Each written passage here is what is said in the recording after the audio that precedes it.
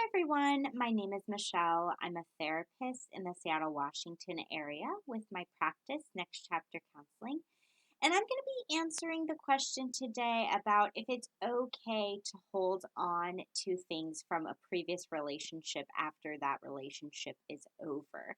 We could think of these things like souvenirs, I suppose you could say, but basically holding on to things that remind you of your ex. Is it okay to do this, or is this something that you shouldn't do?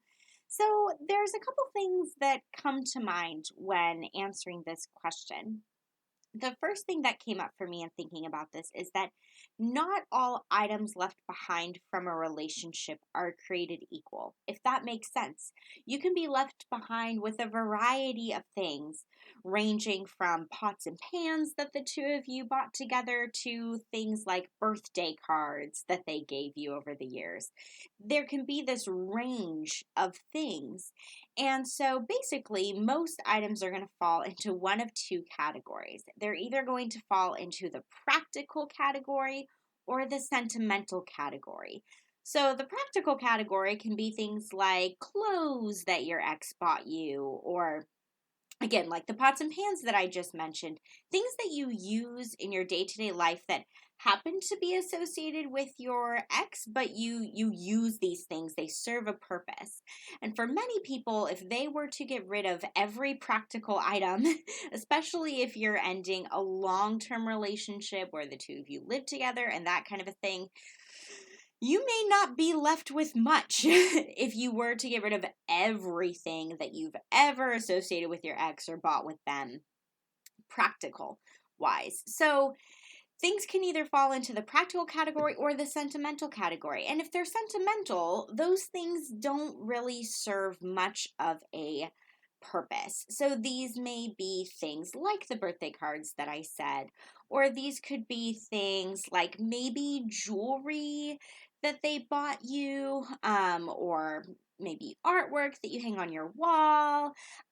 It's stuff that maybe you want to hold on to. Maybe it's even stuff that you use, but it's not stuff that you necessarily need. It's not stuff that's going to be crucial to your day to day life, as, say, clothing is, or kitchen utensils are, that kind of a thing. So, it's important when you're thinking about, do I want to keep this item or discard it, to decide whether it's more of a practical item or a sentimental item. If it's more practical, sometimes people choose to keep that. It's more sentimental, those tend to be the things that people discard more easily when a relationship ends. And even though I say more easily, what I really mean is that those are the things that people typically are like, oh yeah, this reminds me of my ex, I want to get rid of it. But for some people, that really isn't easy at all, because choosing to hold on to some things, whether they're practical or sentimental, can be part of the grieving process of this relationship ending, especially if you didn't end the relationship and if you're still in love with that person. It can be really hard to get rid of things, whether they are practical or sentimental items. And you may not want to get rid of anything at first, and that's okay. There really is not a right or a wrong here.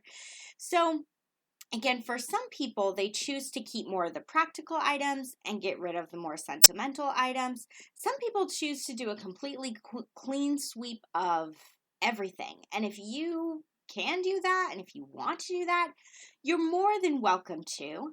But I think it's really important to really take a look at each thing that reminds you of your ex, and to again classify it in one of those ways, and then to decide which side of things feels like you want to keep it and hold on to it. What are you getting from holding on to these things? Some of it might be just wanting to grieve and just not feeling ready to let go. So it's a way to help you transition in your loss process. Other things, you're like, yeah, I'm choosing to keep that sweatshirt because it's my favorite and I don't care who bought it for me. That's why I'm choosing to keep this. So just be clear on why you're choosing to keep what you want to keep. The other thing that's really important here is, if you do choose to keep a lot of things from your ex, especially more sentimental items, if those are things that you're not ready to let go of, you don't want to let go of at the time for whatever reason, that's okay. The final thing that I encourage, though, is that you do check in with yourself periodically. It may be that a month after the relationship ends, you really want to keep those things because you're not ready to let that person go. But a year later or 10 years later, maybe then you are ready to let go of those things, especially if you've started a new relationship and if you're building your life with someone else. You may realize that, especially for those sentimental things, you may not feel the need to hold on to them in the way that you first did. So I think it's really important to continually check in with yourself around these items. Not all the time, not with a whole lot of frequency, but every year or so, if you come across them, to say, hey, do I still want to keep this? Maybe yes, maybe no.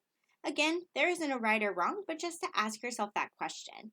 And with those more practical items, like I was mentioning at the beginning, it may be that because those are more practical, even though those things were at one time associated with your ex, over time, those things are probably less likely to result in you thinking about your ex or creating any types of feelings towards them. The sentimental items are much more prone to doing that. So that's why those are the things that most people over time do choose to slowly but surely discard.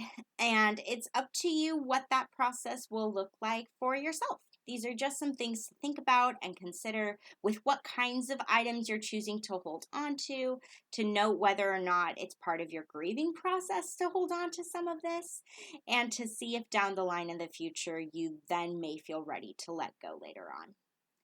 If you have a question for me about love or relationships, send it to me in an email, nextchapter.michelle@gmail.com. Thanks, everyone.